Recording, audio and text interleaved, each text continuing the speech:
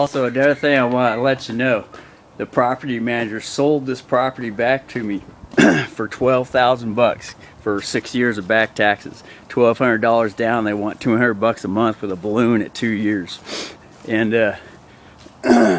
they did not demand. They did not demand at all that the power be hooked up. They didn't even mention it, and they knew it was off. That's what you call the power of the lien position that I still hold. When they wrote up their contract, they put in there that my lien was canceled. All agreements to the property was canceled. But that was the test. They were testing me to see if I knew what I was doing. And when I wrote to them back and let them know, I says, hey, that lien position, it's still good, brother. And if I want to, I'll just change the whole contract with a whole brand new amendment and notice. And the attorney acquiesced to me through his email. That means he did not reply. That means that was his way of agreeing. That's what they do. They always acquiesce. If someone knows who they are in international law, they always acquiesce. Always do. And if you know international law, whenever any of the attorneys, anyone acquiesces to our presentations, to our offers, that's automatic agreement. But you have to study the law to understand it and go through experience to know that that's what it is. And that takes some time to get it down. Like I said, I've been at this since 2008. That's 10 years of experience doing this stuff. Anyway. But I told him, I said, the most important thing with that lien position is it's very vital to accessing the Treasury. The Treasury, because that's where all the set-offs are done at the international level, is at the Treasury. And what does set-off mean? That's just another word of saying, oh, all the labor that I've done in my life connected to that birth certificate that's been pumped into the stock market and is now worth millions because of my labor. Once I put a claim on that ticket right there, on that birth certificate, see what I'm saying? All that money goes, it's mine. And I give the attorneys a little, like 10% to use for servicing the account, and that's it. All the rest of it's mine, folks. It's ours. All of it's ours. All that birth certificate money is ours, folks. So anyway, that's the importance of the lien. And lien is just another word for claim.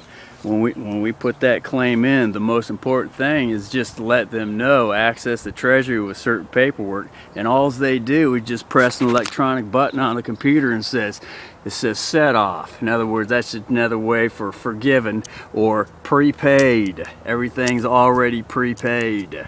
That's all they do. So anyway, I told the attorney that. I told him, I said, that's the main reason why I got the lien there. Although I could slam all your asses with full levy and take everything you got right now. I could take it right into the court and snatch everything they got. And leave them with one car, their personal possessions, and a 15-foot trailer like I wrote on the lien. All under 15 foot. One Class C vehicle, just like they left me. I did exactly what they did to me. One vehicle, one trailer, and all my personal possessions. That's what they left me with. So, but I told the attorney, I said, look, brother, I said, I could slam you all, but I'm not out to slam you. Not one bit. And that's one of the reasons why they folded in selling back this house to me. They didn't have to sell it back. They didn't have to. But because of that, I amended the original lien position. And at that point, then they told me, they said, we can sell back to you. And I'm like, really? Oh yeah. So I went and I wrote up my amendment to my lien position, then I did the sell back. And it was a 6-month process the way I did it. And of course they gave back the property because they're being safe too, because they don't know what the hell I'm going to do with that lien amendment. They can get slammed up the ass personally, and their public insurance will not cover a personal lien. That's the power of international law. You pull them out of their corporate protection and they're left with nothing but their own private bank account, and that's it. And we can lean them up for as much money as we want. And not just once, twice, 3 times, 4 times, unlimited amount of times. So when I wrote up my claim, I wrote it for $13,000 a pop, because that's how much back tax was owed back on the house. So I leaned up the sheriff, the assistant attorney, the head attorney, the tax assessor, and I put the property manager on restriction.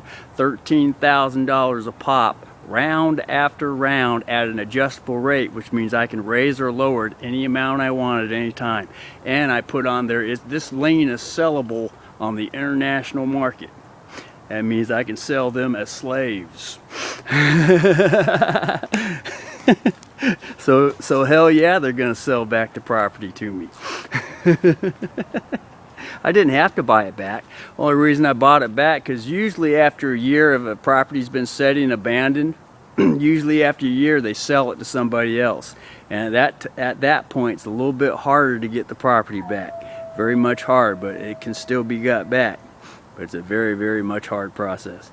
Because now you got people living there, and now what the fuck? Now you gotta fucking, they're all thinking, oh, they bought the house free and clear. They're like, fuck, what the fuck? I mean, you're really screwing with other people that really weren't involved, but yes, they are considered actually involved at the international level.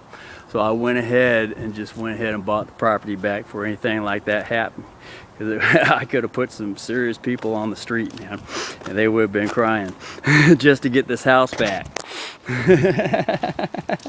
So I went ahead and just bought it back early.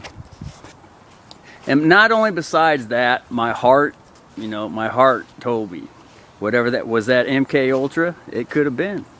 But for a week solid straight, I woke up every morning with this feeling like, oh, just do the buyback, just do the buy, and I could not shake it. I could not shake it.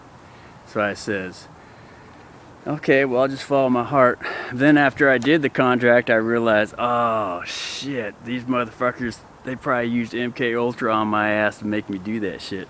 But remember, folks, these people that are using MK Ultra, there's good guys using it too, because they're monitoring us at high levels and they're actually guiding each one of us. Some are the bad guys, they're guiding us to keep us ground down as a slave. Some are guiding us to rise above, to go up to the upper levels. So remember, there's always 2 sides to the fence. And the secret is the balance, knowing the balance between the both. So anyway, this is all YouTube right here. And I'm out here in the front yard fucking testifying everything, public witness in front of everybody with loud voice. The town crier. This is old time history, the way they used to do it. This is all going on YouTube. So anyway, we'll talk to you later. And that's another public record. Later.